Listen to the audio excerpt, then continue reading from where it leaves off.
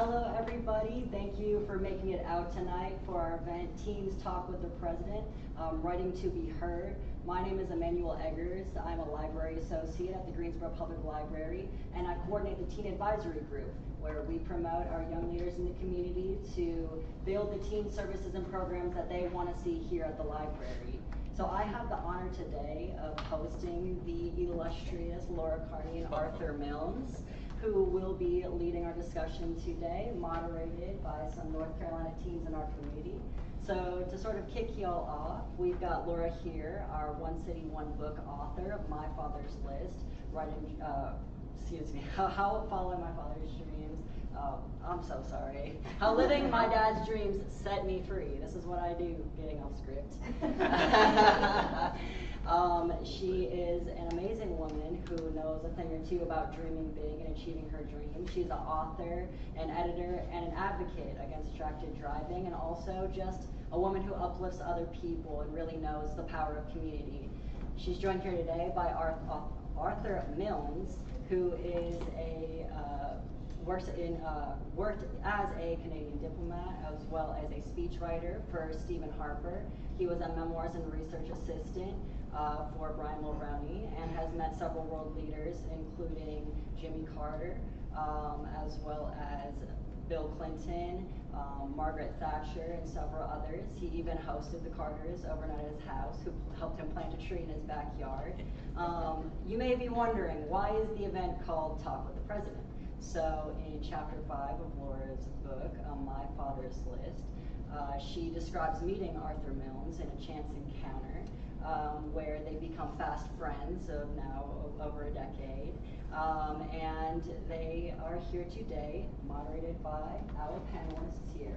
So our teen advisors have been working hard since the summer to put on this event for everybody. So we have Eric Cole here, who has led most of our graphics work. And we have Alyssa, who's done a lot of the writing that you've seen on the calendar and the sort of promotion that we've been doing out. And we're joined by a very special guest, Savannah Wilson, who came all the way from Marion to join us as well. So to kick off the event today, obviously it's called Teens Talk with the President, not awkward 25-year-old talk with the president. I would like to ask y'all about the subtitle of the program, Writing to be Heard. So you all talk about getting into a room with Jimmy Carter and the chance encounters that got you there. But also you all are both writers, and those have gotten you into certain spaces and able to talk with certain people. So what does it mean to you all to write to be heard, and what does that mean in the context of our young leaders today? Oh, started off with a hard one. Notice I passed it to her. Yeah, he did. I'm not stupid. He's been doing a lot of story sharing the last 2 days, so I think you can deserve a little bit of a break. What does that mean to me, writing to be heard? You know, it's a really interesting question, Emmanuel, because I was thinking when I woke up this morning how ironic it was that my neck was hurting a little bit. You know, like the sides of my neck, like the muscles, and I thought, that's never happened to me before. What is this?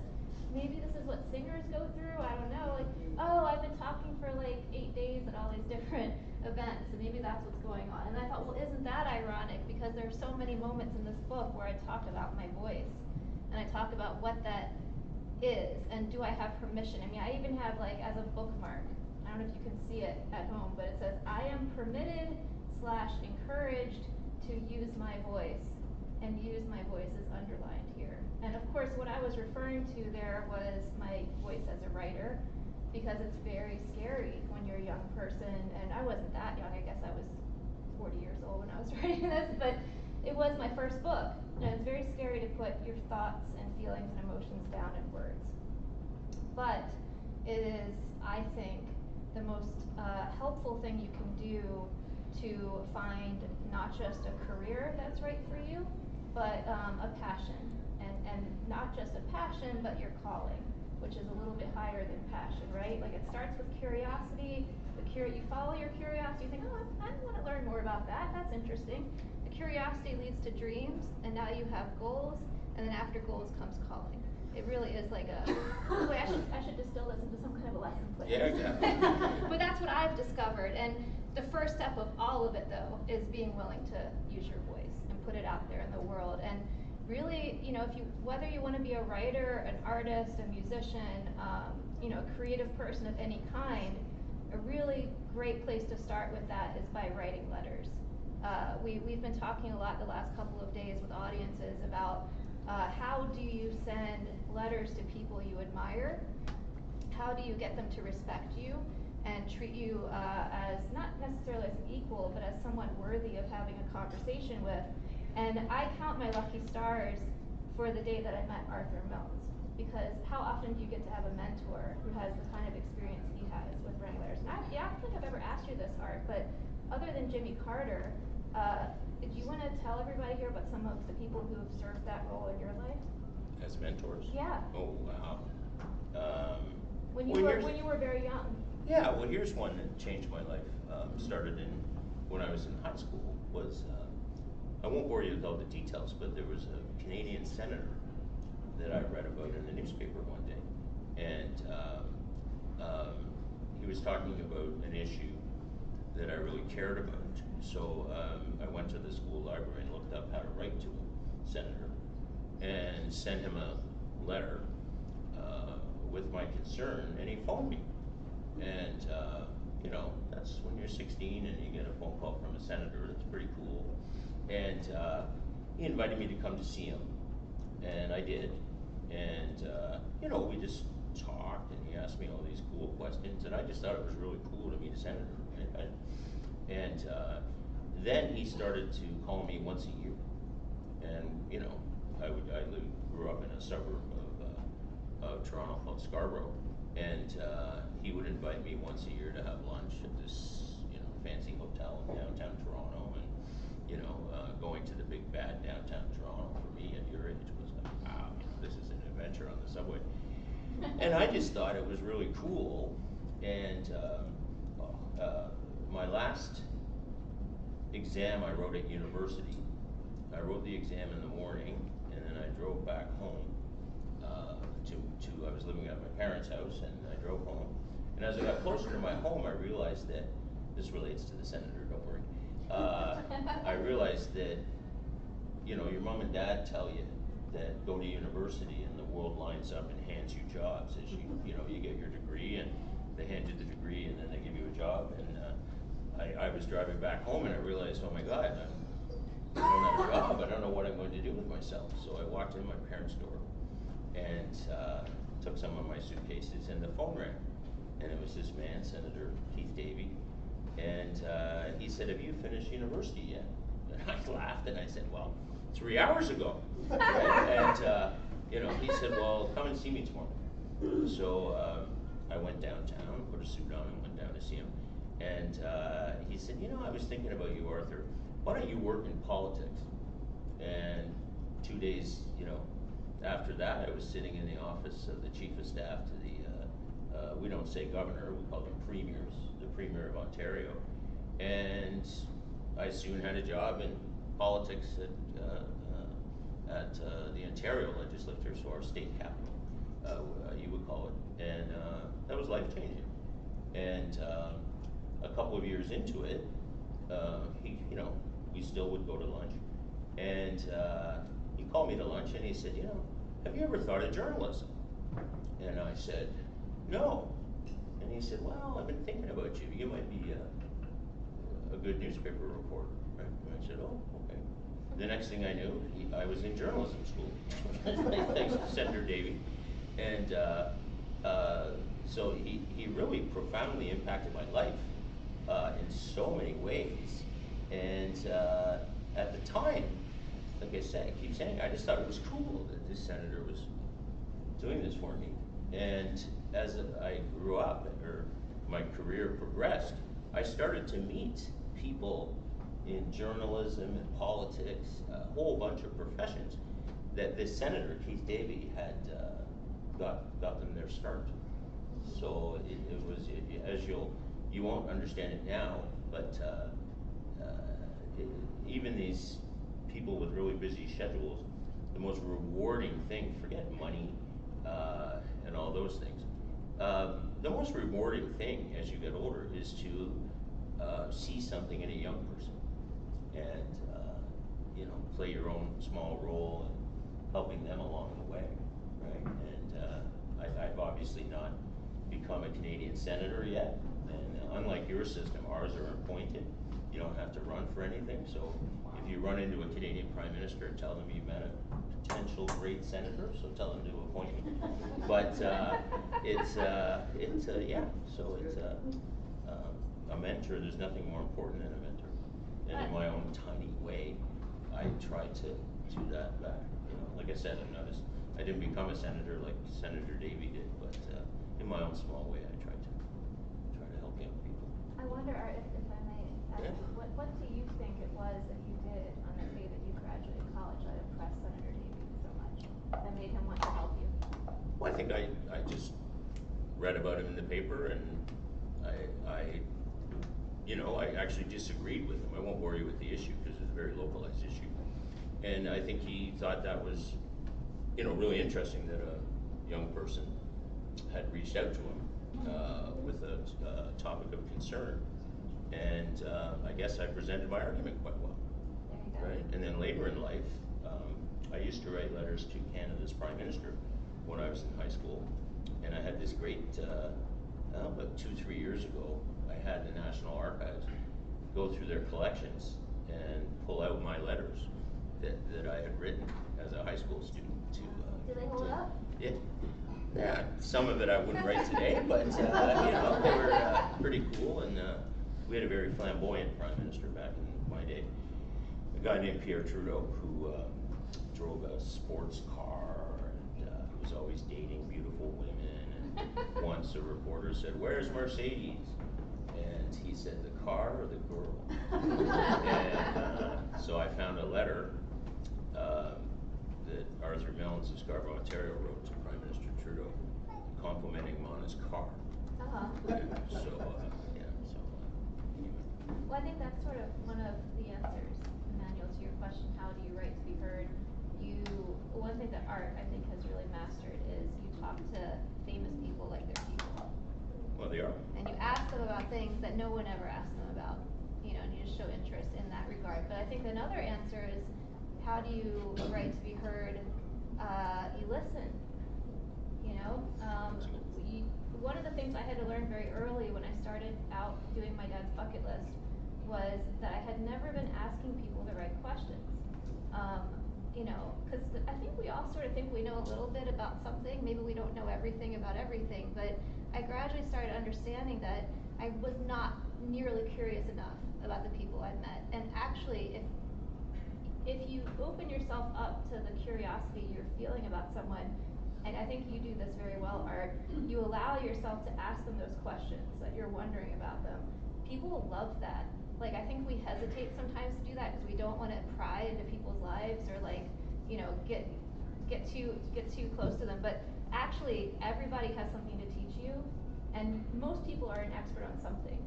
And now that I have become that kind of a person, I do think that that's the reason. Because when people realize that you're truly listening and you're learning from them, they're more inclined to listen to you too. I probably did that to you when I met you. Oh, totally, yeah. This one's unstoppable. I call her the Pied Piper.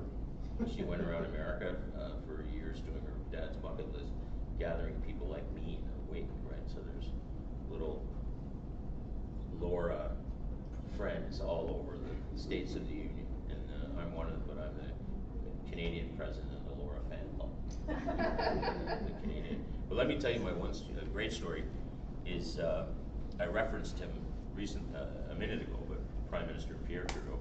Yeah. And he was our Prime Minister for 16 years, and we don't have term limits like you guys do. So Mr. Trudeau kept getting elected, and actually his son, Justin Trudeau, just finished as Prime Minister as well.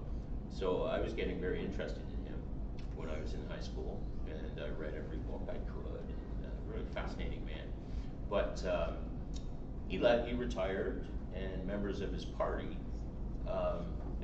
without him at the helm got massacred by the Conservative Party. And people started to say, members of his party started to say, oh, it was all Trudeau's fault that their party had now lost without him at the helm. And at one point he said, to a reporter, he said, well, if they're saying that about me, remind them that Gladstone, the Prime Minister of Britain, was 82 when he came back for his final term. And I saw this interview, so I sat down and I calculated, I was 17, I calculated how old I would be when Pierre Trudeau was 82. And I went to the library and I looked up his law office and I wrote him a letter and I said, well, when you're 82, I'll be 28 and I'll put up signs for you in Scarborough, my hometown. So I mailed it off. And then a couple weeks later, we were having dinner. My mom used to tell this story better than I ever could. We were having dinner and the phone rang. And I was nearest to the phone, so I grabbed the phone. And my mother, like I said, she used to tell it better. And apparently I jumped up and I started saying, yes, sir, no, sir, yes, sir, no, sir. And hung up the phone. And my mother said, who was that? And I said, Pierre Trudeau. And then my mother looked at me and said, what have you done? and then she said, what does he want? And I said, oh, he's inviting me to have coffee with him next week in Montreal. So then my mother, without batting an eye, said, we have to get you a suit. And off we went to the mall that night to buy a suit. And so off I went to meet my hero in Montreal, which even going to Montreal was quite an adventure. Where, you know, Montreal's a French-speaking city, and I had grown up in Toronto. And then I was also going off to meet the most significant Prime Minister of my nation's modern history. And he gave me an hour, just the two of us, all because of a letter. Yeah, so write those letters, folks. Eric, you can go ahead and take it away with our first team moderator question. Okay, so our first question is, what would you consider to be your biggest piece of advice to someone who wants to become a writer but doesn't know where to start? What are you passionate about? What are you interested in? What do you want to know more about? You don't have to be a journalist to write about different topics. Is it people you want to write about? You know, is it trees, mushrooms? Is it science? You know, is it art? Just explore. It doesn't have to be like, you know, MLA style essay term paper that you do in high school, which I remember learning way back in the day, and it's just so rigid and boring. No offense to teachers in the room, but you know, creative writing is supposed to be fun, and if you're excited about whatever topic you're studying that you're deciding, you just feel like compelled to write about, your readers are going to feel that excitement, and they're going to be excited too. So that's what I would say. Start with, what am I curious about? Maybe you can go to a museum. Maybe there's something in the museum that sparks something in you, and then you come home and you write about that. How did it make you feel?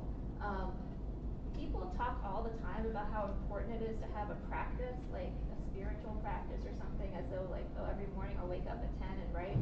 I'm horrible at that. I always say my writing hygiene is terrible because it doesn't work for me for some reason.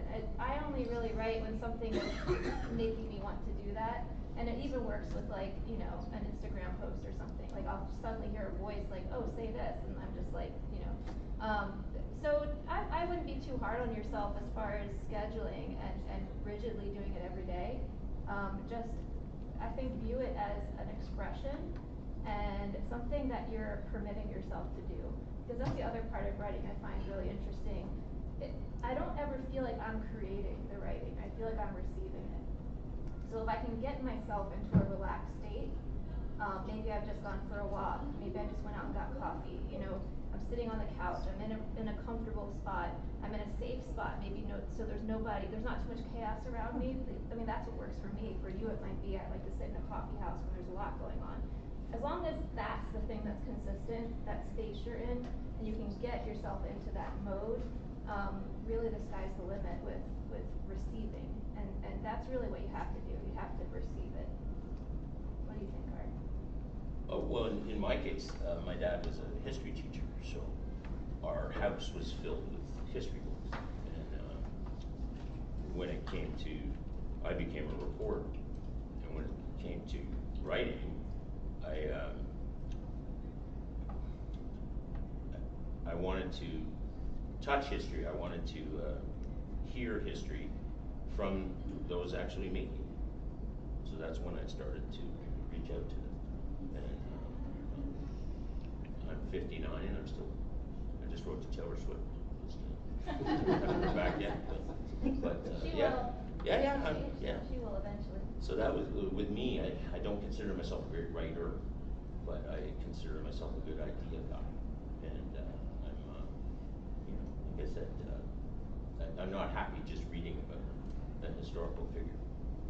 I want to, I don't know, hear it from the horse's mouth, as they say. So that's really how I started. I also would say read a lot. Yeah, no, of course. Yeah. Whatever books you're interested in. I mean, someone told me I think it might have been the man at the front desk in my hotel told me the other day, imagination is just everything you've already learned. So everything you've consumed to this point is going to come out in a new way from you.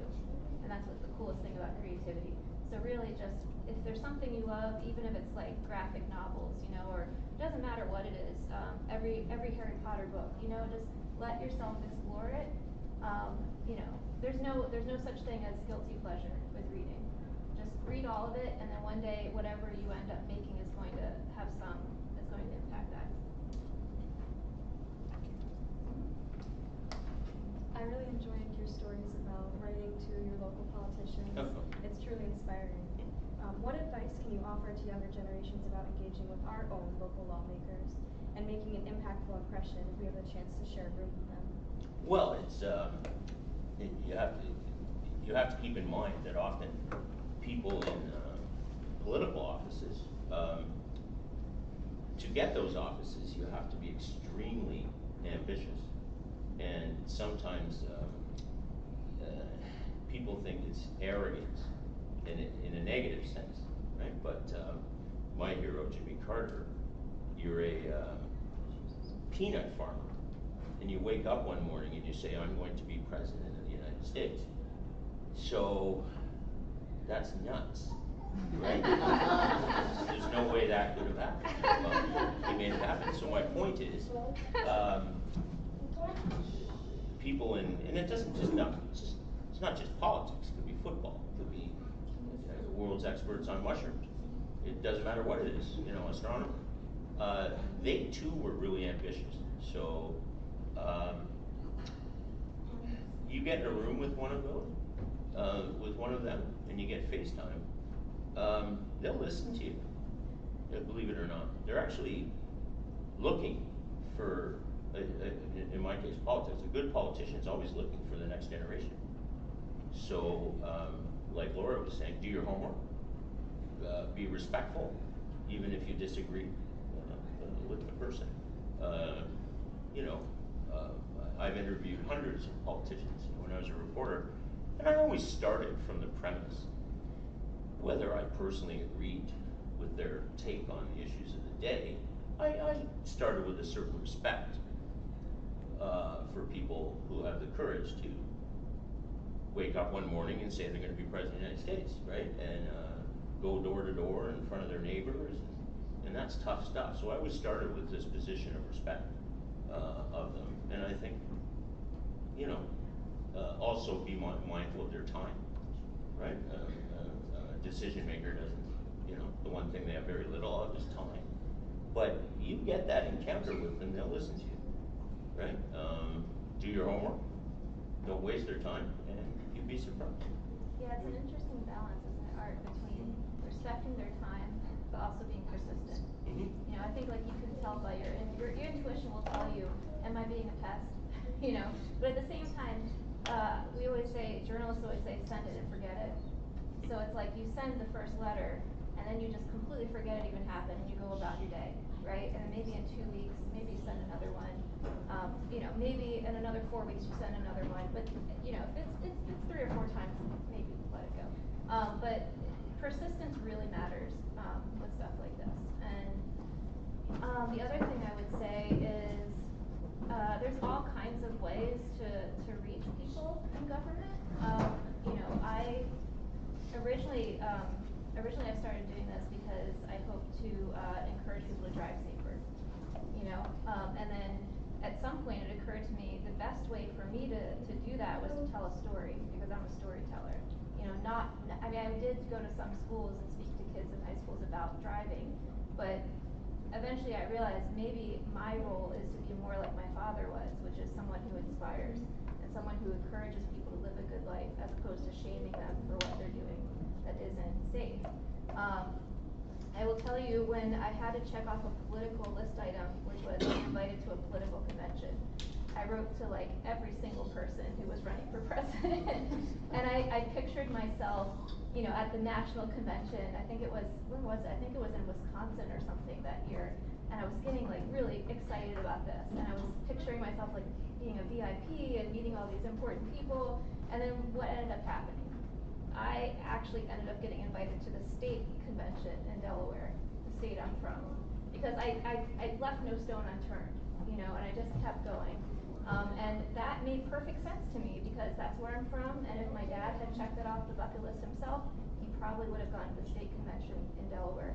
So that's another lesson with getting in touch with politicians. Don't start at the top. Start with your local, you know, and work your way up because they are much more inclined to answer you.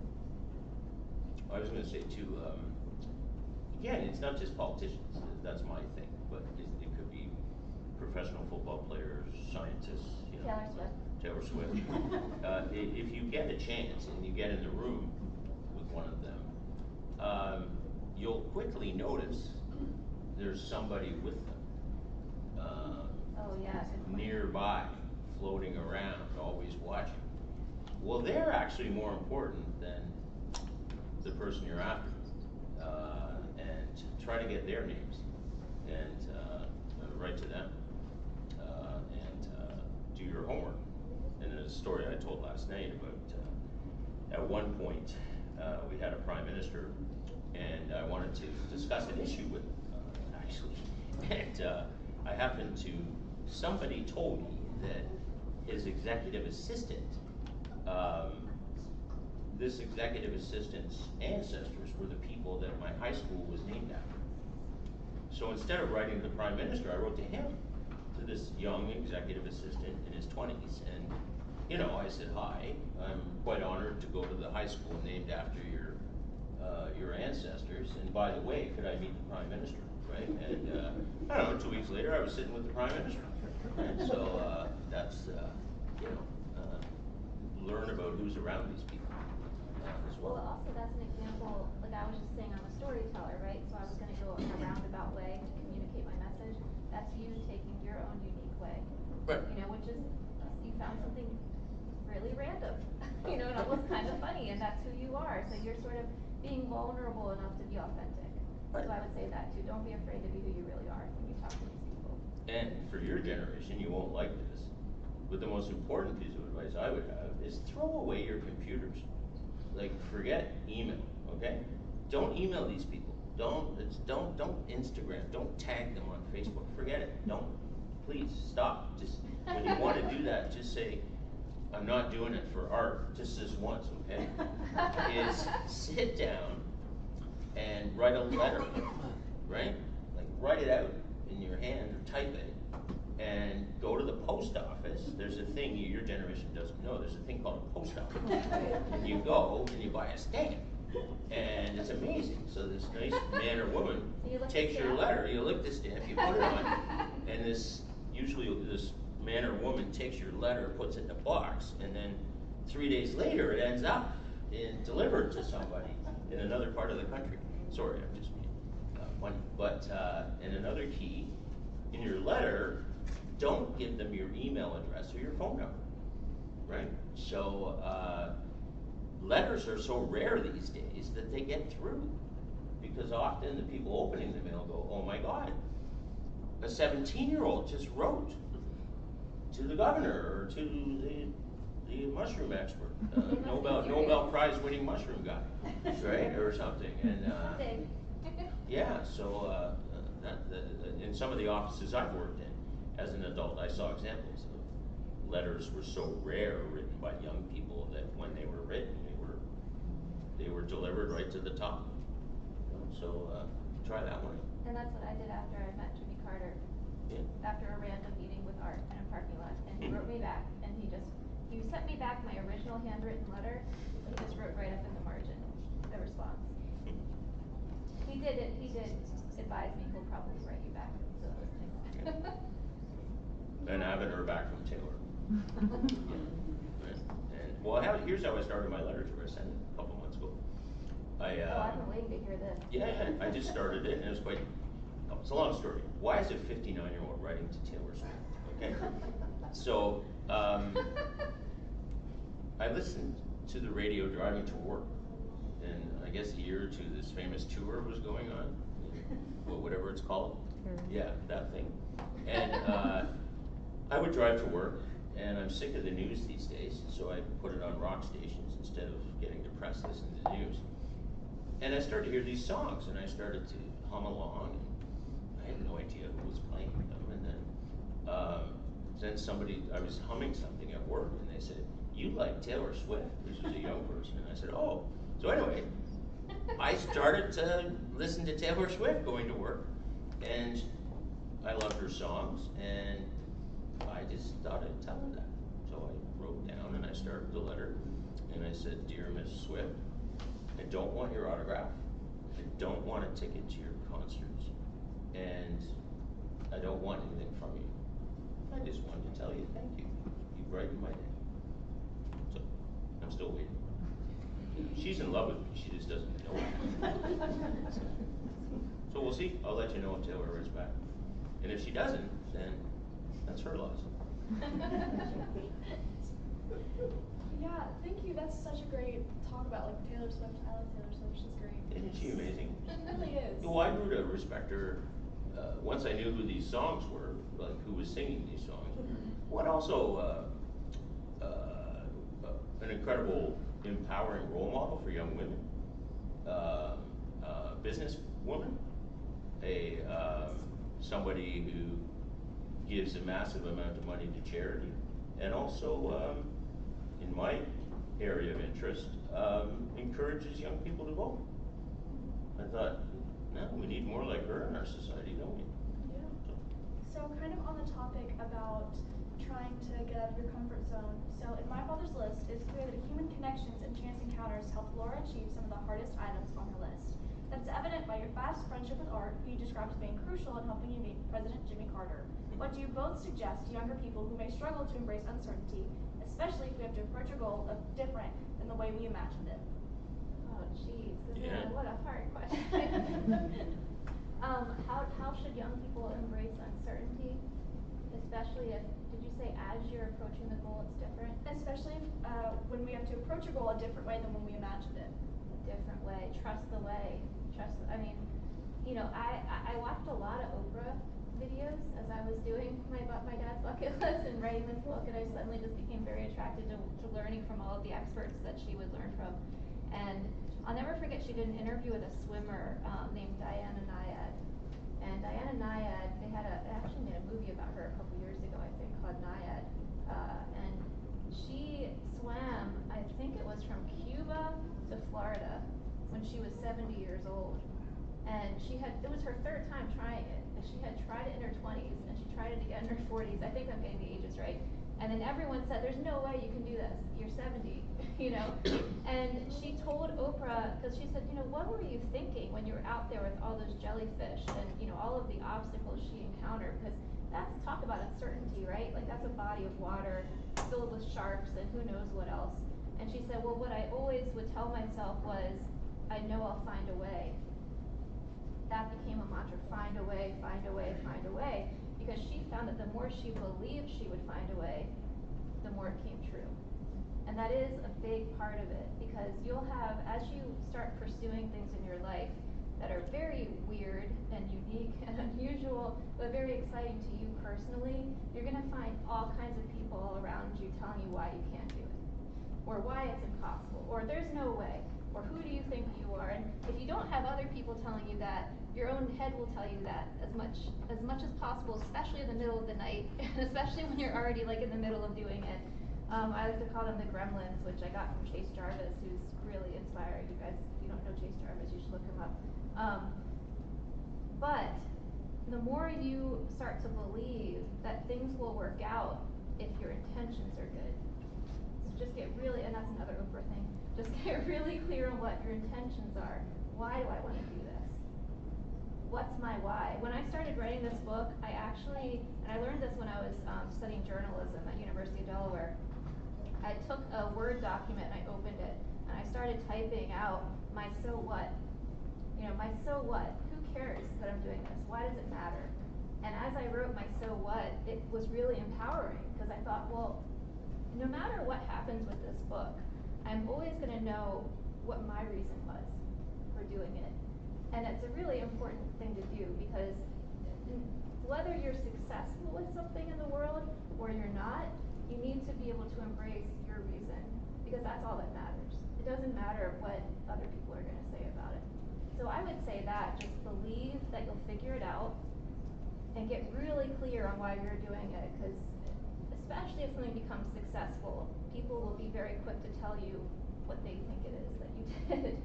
So if you already know your reason, then anything's possible. You can really accomplish anything that way. What do you think, Art? Well, I don't want to offend any teachers or anything, but if a teacher, or when I was a young reporter, if an editor ever said to me, no, you'll never get that interview, that was just an invitation to look harder, and get the interview. And so never take no for an answer. And always, sometimes you're going to get no's, when you, well, who cares? Just keep going on. And then Alice and I were talking about this in the last couple of days, because this has made me really reflect on some of the journeys Alice and I have been through on this stuff. And just go along for the ride, right? And I never knew that when I wrote to Jimmy Carter as a teenager, I never knew where this journey was going to go. And it's been an incredible ride, right? And then it wrapped up, like Alice and I were honored. We were at his state funeral in Washington in January, and had you told me when I was a teenager writing to Jimmy Carter that someday I'd be at his state funeral, I would have told you that you were crazy, but we just we went, Alice and I went where the journey took us, and we never wanted anything from Jimmy Carter, and that's rare. And but anyway, so getting a little emotional. Sorry. I would add one more thing to that, and this is really keeping the spirit of Jimmy Carter, I think. And he was a president who valued giving to other people. And I find that the more you value being someone who chooses to give and chooses to be open to the possibilities in life, the more you're going to find that as you travel down your own personal path, people are going to show up and they're going to give back to you, because there's just something in the flow of that. If you instead decide to be a person who's like, well, I'm afraid of giving too much to that person, because what if I lose this, and what if what if I'm embarrassed, or whatever the case might be, you're just like creating stop signs for yourself. So just be open to meet someone like Art Milnes, and even if it's scary because you're not sure if you could hold a conversation with someone who's this learned and has this many connections, challenge yourself to do it anyway, and just believe that you're going to figure it out. And everything in life is relationships. It really is. And you never know. Allison's mother, my mother-in-law, played a key role in some of this. And when I was a reporter, there was a former Canadian Prime Minister who famously wouldn't give interviews. And I would write to him and ask for an interview. And I would get these wonderful reject letters back. And then one night, my mother-in-law phoned. And she said, you won't believe who I met at Pearson, Toronto Airport tonight. She was there picking up a relative. And I said, who's that? And she said, Brian Mulroney. He's the former Prime Minister. She said, Brian Mulroney, and I gave him a piece of my mind for not talking to you. And I'm like, oh my God, my whole life's passing in front of me. And I said, what did he say? And she said that he told me to tell you that now he's met the in-laws, he'll talk to you. So sure enough, the next morning, I got to work, and the message machine was already flashing, and I can still quote the message that the former Prime Minister left me that day. it said, he had a very deep voice, like a radio voice, and the message said, Art, it's Brian Marucki. And I'm calling at the behest of my new best friends, your in-laws. Let's talk. And as we started to talk, and I tell the story because I didn't want to write it. I had no interest in writing a front page headline story about him. I was more interested in historical things. So he started to phone me, and we would chat on Sundays usually. And finally, one day I said to him, why haven't you written your memoirs yet? And I said, everybody else is telling your story, and it's not always good, so you have to, why haven't you written your own story? And about 2 weeks later, I got a phone call from his secretary, invited me to have lunch with him in Montreal. And down I went, and we just sat down, and he said, okay, I'm ready, I'm starting my memoirs. You wanted me to write my memoirs so bad, I'm hiring you. And so literally, that's how I got my job, helping a prime minister write his memoirs. Well, and I did mention Jimmy Carter, and I think I'd be remiss not to talk about this. Wouldn't you say that his presidency was quite uncertain? Just filled with uncertainty after uncertainty? Oh, yeah. When he was in office. Yeah, of course. Like the hostages, just all of these things he had to deal with. And he is someone who, I wrote about it in my book because the Sunday that I was there when I met Art, what he taught us in that Sunday school lesson was that as you go through life, you're never alone. You actually have a friend in your Creator, in God. And if you feel a drive to do something, like it didn't just spontaneously appear. Like we feel, there's a difference between being interested in something and feeling it in your heart. This is what I'm meant to do, and God put that there. That's what I believe. But you're also not alone in carrying it out and exploring it and learning more about it and using it to give to other people. So anytime I'm in a situation, and I'm telling you, it did not end with my dad's list, right? Like I was not prepared to be an author. I was not prepared to go on book tour. I wasn't prepared to have 2 weeks in Greensboro. But every time I'm in a situation like that feels uncertain, then I'm like, whew, okay, now we're doing this. I just think, well, God has a reason, and I trust it. I trust this process, and I know wherever I'm going next, I'll find a way if it's difficult, but it's always going to be good. But it's always for the greater good. Thank you. On to the topic of giving back. Our question is, in the present day, we're constantly hearing about how social media is bad for teens. As professional writers who regularly use digital media, what are some ways that these platforms can be used to enact positive change to our communities? Sorry, can you repeat the last part again? As professional writers who regularly use digital media, what are some ways that we can use these platforms as in digital media to enact positive change to our communities? Be civil. Yeah. Right? Because there's so much, particularly politics these days, so ugly and awful and terrible that when you're civil in your social media, it actually stands out. And people go, wow, right, here's this guy from Dudley High School who disagrees with another guy in his high school online, but he still likes him. He's decent. Well, that stands out these days. So that would be my main. The ability to disagree without insulting. Yeah, without being disagreeable. Or without, we need more without of that. labeling anyone. Yeah, we need more of that. So Yeah, and I would add authenticity matters a lot. I think, I don't know, sometimes even like grown adults on social media, they start acting like they're teenagers again, because it's like, who's trying to be the most popular, like, it's supposed to be something so you can be connected to people, not so you can compete with them and get the most likes.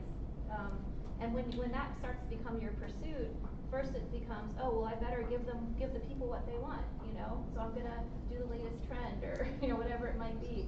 And then you lose like your whole reason for being there, which was to communicate whatever you care about and share whatever you care about. So I would say use it as a tool, but don't let it use you. And it's very powerful to use it if you actually have something to say. It's kind of like, what's that movie, A Star Is Born? I always love that line, Lady Gaga, and Bradley Cooper says to her, like, you know, you've got your 15 minutes and you have something to say, and they're only going to be listening for so long. So, like, make sure what you're saying matters. So that's what I would say. Just think about what it is that you're sharing, and maybe like what I tell my grandmother about this might be a good rule to follow. And on the topic of human connection, Laura, you wrote that your father started his bucket list the year you were born and had it before that. A testament to his wishes for himself as a person, and that you carried it out for his legacy. How has the journey of completing his list impacted your outlook on the world and your perception of human connection? And for Arthur, how has human connection impacted your own life, especially with writing the letters, and how has it impacted your perception as well? I mean, I feel like I've already answered that a little bit. These are great questions, by the way. That was, I mean, good job. That was a great question. I'll just answer briefly, because I think I touched on some of those things already, but as far as the connection element, that's really important, and that kind of touches also on what social media was supposed to be for originally. I have found that I now have an ability to connect with people on a much deeper level than I did before. And the reason for that is because before I was willing to carry out my dad's dreams for him and kind of explore what made him tick as a young man, because he wrote it when he was 29. So that was like, before I really knew him, I was a baby. I found that in doing that, there was something about embracing his joy and what excited him about life at that age that helped me to cope with the loss, that helped me to cope with his death. Because everyone kept saying, oh, he died so young, he died so young. But when I started doing his dreams, I'm like, well, look at all he wanted to do. And he did do 5 of them, and that's more than a lot of people do. So I started to shift my perspective on, and also my parents were divorced, and for a long time I bought into this notion that, oh, because my parents are divorced, I'm not getting enough from my dad. But as I began to write about him, all these memories kept flooding back into my head of, oh, I remember when he taught me how to do the backflip. You know, like, I remember when he taught me life is both fate and free will, when we were talking about Moody Forrest Gump. Like, all these things would come back, and I would realize, oh my God, he gave me so much. And it can't be, you know, it can't be quantified by whether what he's giving was financial. You know, and you shouldn't ever let anybody tell you what someone's giving you, like what it should be or what it isn't, because only you know that. And it was when I was able to finally define and be grateful what he did give me that I was able to grieve for him, and I was able to accept the way that he died. And then that finally opened me up to connecting with people, like in a real way, because I didn't know this. But when I couldn't accept the death, and I had all this anger, not just about the death, but also the nature of the relationship while he was alive, because I was so silly thinking, oh, he didn't give me enough, I was blocking myself off from loving other people, not fully. I couldn't give my heart fully, because when your heart's wounded like that, you're shaking your head a little bit, like you protect yourself, right? Because you don't want to get hurt again, and you don't want to lose again. But I gradually began to open myself up more. And the really beautiful thing, one of the best things that's come from this, people open up to me. When I do these book signings, they come right up to me and they tell me about a terrible loss or a trauma. And what a gift that is, right? Because I just gave them that space to do that. And that's what I feel like is really true connection. What do you think, Art? Well, in line with what Laura said, is, I don't know if this is answering, but when I was a reporter and I would go into a room, you know, classroom at school, I learned really quick that everybody has a story. Right? Everybody. And I would often, if I was in a high school, I would often try to get commentary from whatever story I was writing from the kid in the class I suspected had never put his hand up. Right? Oh, nice. And, yeah. And like, I don't know if this is answering, but just like I said, I'm just repeating myself, but everybody's got a story. Right?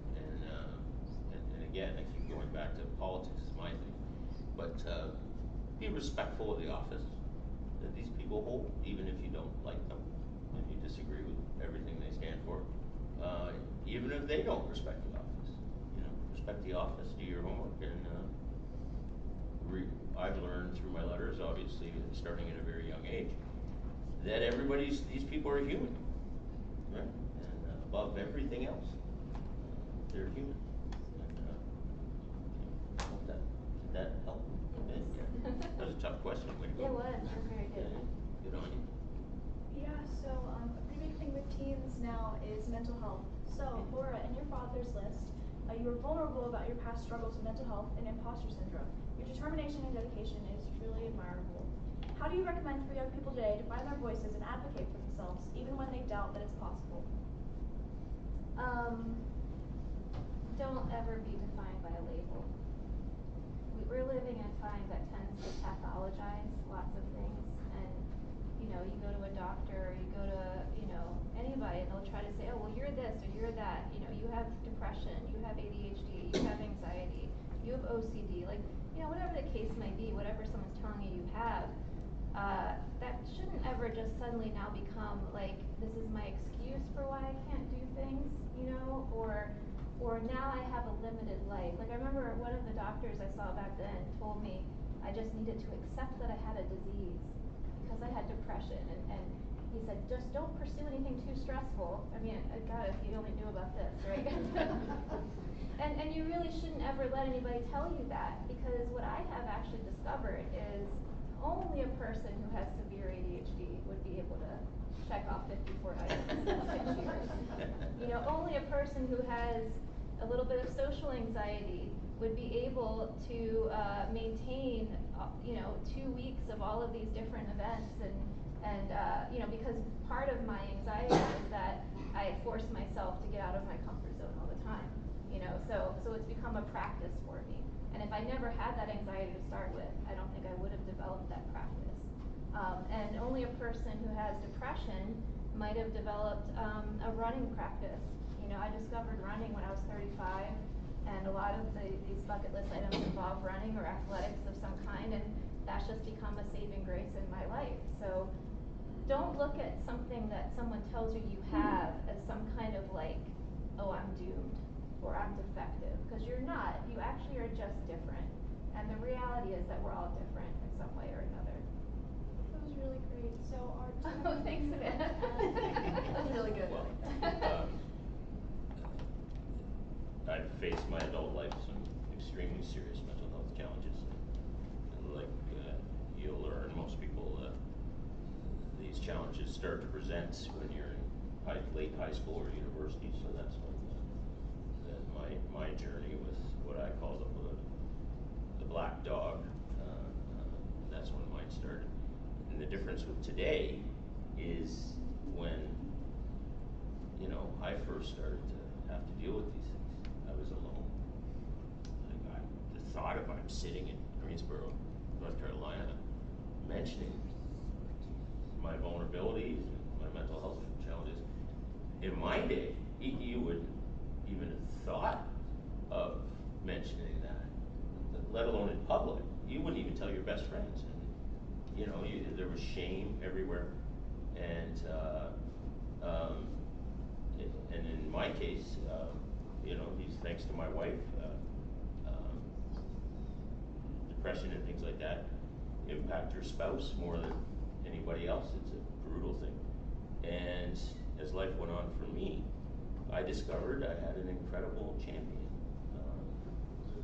who occasionally would phone me and buck me up.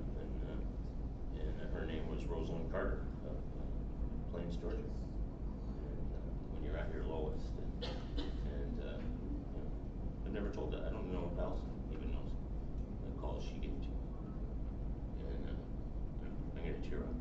But you're at your lowest, and the former First Lady of the United States phones you on a Tuesday. So anyway, I don't know if I'm answering that, but Do you want to share what Rosalind Carter did for mental health in the country? yeah. Mrs. Carter started working fighting stigma surrounding mental health in the early 1960s in rural Georgia. And she was decades ahead of the rest of us, like by decades. And she's was, you know, there was a beacon for millions around the world. People like me, you know, and, but all over the world. And like I'm just repeating myself, but yeah, she was the other fascinating thing about President and Mrs. Carter was it was hard to tell where one began and the other one. Like they were so intertwined, right? And Jimmy Carter wouldn't have been president without Rosalind Carter, and Rosalind Carter wouldn't have been a mental health champion without Jimmy Cleveland. So they were an incredible couple as well, and we got to know them pretty well. So they were married 77 years, and when they stayed at our place, we got to witness a husband and wife bickering. Right? And boy, that's cool to watch. And at one point, Mrs. Carter said to the former President of the United States, I wish I could do her accent, but she said, Jimmy, you can keep arguing with me, but you know you're going to be wrong. And she was right. She won. First lady is an important job. Thank you so much, Sibo, for sharing your stories. Okay, our next question is, achieving big things is one thing, but writing about them is another. To both of you, how has reflecting on your experiences through writing changed your relationship to these achievements that you've made? Oh my gosh, another one. Guys, you're already ready to be heard. How has it changed how I perceive my own achievements? Yeah. I mean, I don't even, it's weird, I don't think of the things in this bucket list or what I wrote about this book as achievements necessarily. I think of them as experiences I was meant to have. Writing about them, you know, I would say what writing helped me with more was integrating the more difficult times in my life. Because there's something very powerful about taking something that is so painful and so traumatic that you push it into the back of your head and you just don't want to think about it. And almost, you get to a point sometimes where you're like, I'm just going to pretend that never happened. And then I can move on. And that's just the survival mode, right? It's only when you can actually get it out onto the page and you put it next to a really happy memory, you know, and it suddenly becomes a thing, oh, maybe that was meant to happen in my life. And if you can get yourself out of yourself enough to do that, and you start looking at your life almost like it's a story somebody else wrote, then suddenly you're not just surviving, you're thriving. So I would say that. Like I don't really focus on things as achievements per se. I focus on them more as lessons. I always felt as a reporter that I was quite honored to, you know, like I said earlier, I like to interview the person in the back of the class who never got an award at the school assembly or, you know, never had their song sung in public. But I felt a very great responsibility in doing so, right? And, you know, this is the one time a person's going to share a part of their story or something in the newspaper in my day, in front of their friends and neighbors, and that was a really a secret, something you were proud of when you saw the paper the next day and there was your story and you had your name on it and stuff, but it wasn't your story. It was somebody else's story, so there was a great deal of responsibility. And the other thing that I've always found quite satisfying to write are obituaries. When somebody passes, and again, that's a daunting responsibility. You know, if you're at a newspaper, you're a reporter, you know, you have 2 hours, and you have to sum up somebody's life in 2 hours, and boy, you can't be wrong in an obituary. That's for sure. You ever write obituary? No, I haven't, but Wow. I did try to make sure I included snippets of people's stories in my book who had also lost someone because of a distracted driver, and that was important to me. So I mean, trying to just get that right was tough too. Don't That's the want to closest I've come, yeah. You don't want to make a mistake in an obituary. No. And, knock on wood, I don't think I never, if I did, I never got called out on it. To ask a more lighthearted question, and I did love the line, your story, but not your story. What Right. I'm thinking about. Yeah. Laura, what about Art made you trust him? He seemed a bit unique from the way you discussed him in my father's list. And Arthur, what about Laura made you want to help her meet President Jimmy Carter? Well, she's driven, right? I always say about Laura, that I think I might have said it earlier tonight, she's the Pied Piper, right? And there's people all over this continent who got taken along by her story, and I'm just one of them. The moment I met her, plus I keep saying, I used to be a journalist. So I meet this woman in a parking lot who tells me she's, in Plains, Georgia to meet Jimmy Carter because she's fulfilling the bucket list of her late father. I'm like, wow, that's a story I'd write. So. Well, he told me he had been interviewed by the New York Times that day. Yeah, I did. I forgot about that. And he was very excited about it. So that struck me as a very humble thing to share. It felt more realistic to me than the notion that, he was buddies with Jimmy Carter and also knew George H.W. Bush. So either he was delusional or he really was talking to the New York Times that day. And I'm a bit of both. Yeah. And the other thing that really made me trust Art was his love of history, because he was telling me so many things about Jimmy Carter I hadn't learned, and at that point I had been studying Jimmy Carter pretty hardcore for 2 weeks. And he loved it when my husband disagreed with me. He was willing to entertain Stephen's point of view, even though Stephen had not been studying Jimmy Carter for 2 weeks.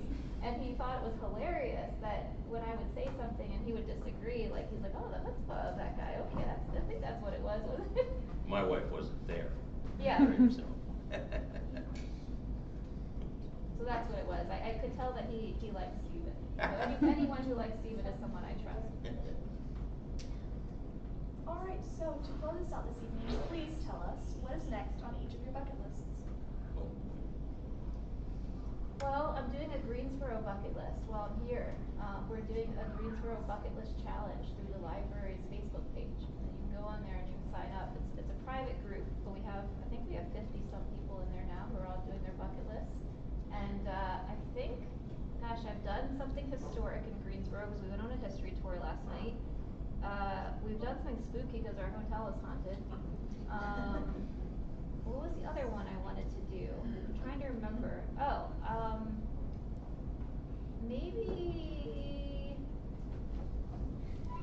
Maybe it was Run the Greenway. I'd love to run the Greensboro Greenway, but that might be on Stephen's list. I think that's on yours, isn't it? Well, I know when I get home, I'm going to be starting my training for my next half Ironman, which is in July, and actually finishing one. I've done it 3 times, or I've done it twice, so I'm saying the 3rd time's a charm, and I'll actually finish it this time. So I guess that's the one that's next. I like to put them on a calendar. I know that seems kind of delusional too, but it helps me when I have goals or have dreams I've written down. I just take a whole calendar, maybe 4 years, maybe 5 years, and I map it out, and it's okay if it doesn't happen. It's just my idea of when it might happen. So I like to do that too. Although I try not to talk about that too much, because I have shared that with people and sometimes they get stressed out. So it's whatever works for you.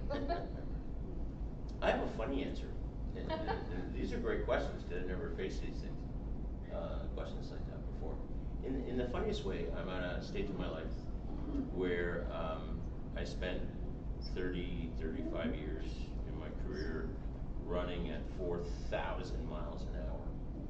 And I kind of like now, my wife's retired, I kind of like now smelling the roses.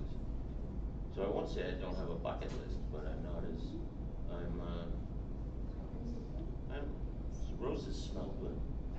Right? If you just stop and smell them. Right? And for, like I said, 35 years I've been going at 400 miles an hour. And I now work in a hotel and carry bus bands and check you into your room, and it's been a really good thing for me. And so I'm smelling roses. That's my bucket list for a while. And I'm taking a vacation next week, so maybe I'll take a little note from you, Art. Yeah, exactly. And looking forward to meeting Taylor Swift when she calls. That's great. Well, thank you all so much. We we would like to quickly open up to Q&A. So first, anybody that we have here in the chat that would like to ask any questions to our panelists, please do that now. We'll give it a little bit of time to let any writing come to light. After we get those questions in, we will kill the live stream. So while they're typing, y'all think about your questions. You see these are amazing people who have taken time out of their night to sit up on the 4th floor of the Cultural Arts Center. So think about your questions while we receive any from the chat. And if we have more time between then, obviously our panelists have many more questions that they will fill in our time with. Okay? Yep, we have 2 questions already. Okay, bring it away, Kate. From Skylight J, who asks, directed towards Arthur, how do you write a letter or an email that is meaningful? Well, be honest, right? And do your homework, right? Like, if you want a busy person to read your, well, first off, I don't know if the person heard me over, don't write them an email. Stop it. Stop. Emails stop tonight. Okay, they're done. They're done. Write them a letter. But seriously, do your homework. Don't waste their time. And people don't mind if you disagree with them.